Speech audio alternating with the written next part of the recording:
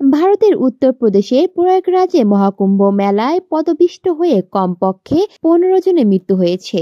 এই ঘটনায় আরো অনেকের মৃত্যুর আশঙ্কা করা হচ্ছে।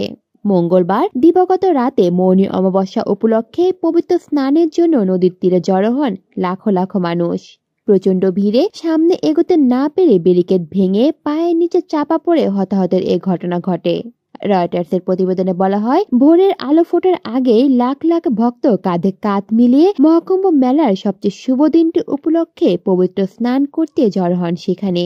এ সময় প্রচন্ড মানুষের ভিড়ে ঠেলাঠেলিতে পুলিশের ব্যারিকেড ভেঙে সামনে যাওয়ার চেষ্টা করেন পুণ্যার্থীরা। সেই ভিড়ে পড়ে গিয়ে চাপা পড়েন অনেকে। ঘটনা সম্পর্কে অবগত ব্যক্তিরা নাম প্রকাশ না করার শর্তে হিন্দুস্তান টাইমসকে জানিয়েছেন, কমপক্ষে 15টি মরদেহ হাসপাতালে আনা হয়েছে। হাসপাতালে চিকিৎসাধীন অনেকের অবস্থায় আশঙ্কাজনক। পদদলিত হওয়ার পরে ভিডিও এবং ছবিতে দেখা গেছে ঘটনাস্থলে মানুষের জামা কাপড়, জুতা, কম্বল এবং ব্যাকপ্যাক এখানে সেখানে ছড়িয়ে ছিটিয়ে আছে এবং মানুষ বাঁচার জন্য এদিক সেদিক ছোটাছুটির চেষ্টা করছে। এদিকে এই ঘটনায় ভারতের বিরোধী নেতারা সরকারের সমালোচনা করছেন এবং অভিযোগ করছেন যে অব্যবস্থাপনার কারণে কুম্ভমেলা ভেঙে পড়ার ঘটনা ঘটেছে।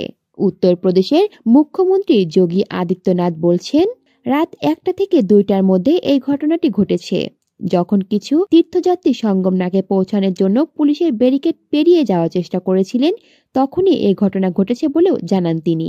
কর্মকর্তারা জানান, আজ 10 কোটি লোকের সমাগম হওয়ার আশা করা হয়েছিল। এছাড়া ভারতীয় সময় সকাল 10টা নাগাদ 3,60,00,000-এরও বেশি মানুষ ইতিমধ্যে স্নান করে ফেলেছেন। কলি শিকদার, বাংলা নিউজ নেটওয়ার্ক।